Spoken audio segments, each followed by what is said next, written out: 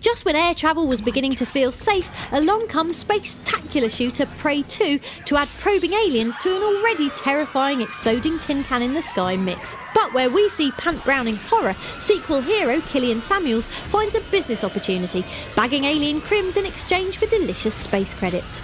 We caught up with the game's associate producer Matt Vicenius to learn about hunting bounties on the other side of the universe. Prey 2 is a sequel to Prey 1 in that it carries forward all the key themes that we discussed with Bethesda when we first came together and decided to truly represent the franchise. A few of those things would be the alien abduction theme, the one man against many aliens. We also have the predator-prey relationship. In Prey 1, Tommy was the prey. In Prey 2, Killian can still be the prey at times, but he also has the option to be predator, so he's now pursuing aliens. And we also have the big bad alien, which is the Keepers, carrying forward into this as well. There's a lot that happens in the story that I can't go into too much detail, but what I can tell you about Exodus is that it is a tidally locked planet. One side is always facing the sun, so you get like this deserty climate, and then you also have the snowy winter, frozen dark climate, and our game takes place right in the middle of that little habitable ring between the two. Tell us about the hero Killian and how a puny human manages to exist in the neon backstabbery of this unique alien world. Killian Samuels was a U.S. Marshal here on Earth, and he was part of the same abduction that took Tommy up to the Sphere. He was actually in a plane hovering, flying over Oklahoma when that abduction took place.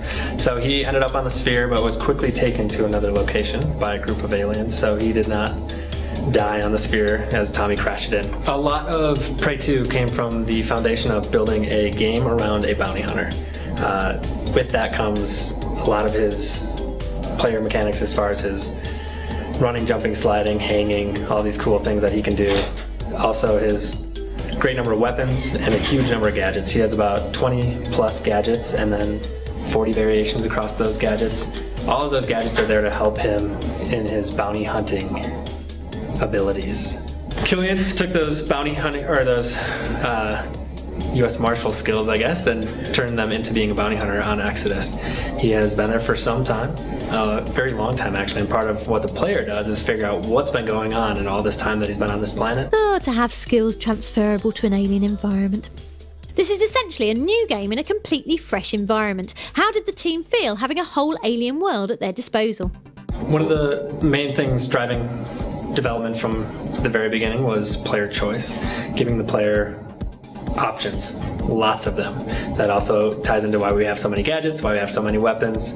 There's tons of different missions for the player to choose, but the biggest choice you can give them is where to go and when they can go there. So by going to open world, we have completely opened the doors and they can choose a lot more. We have core missions, sort of the story main thread, and then we also have a lot of open world events that you can stumble upon and side bounties and side missions that you'll encounter as well. As far as types of those things, we have a large number of types, and within those types a lot of variety. There was an instance of an alien getting his ass kicked by two other aliens.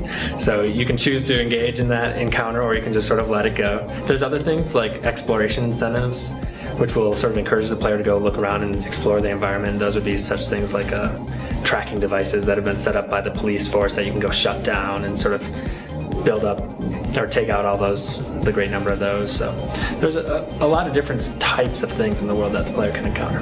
Thanks, Matt. If Killian was on board, we'd feel confident enough to take off our tinfoil hat for once, and maybe the proboscis-proof underpants. Keep it FirstPlay for more developer interviews in the future.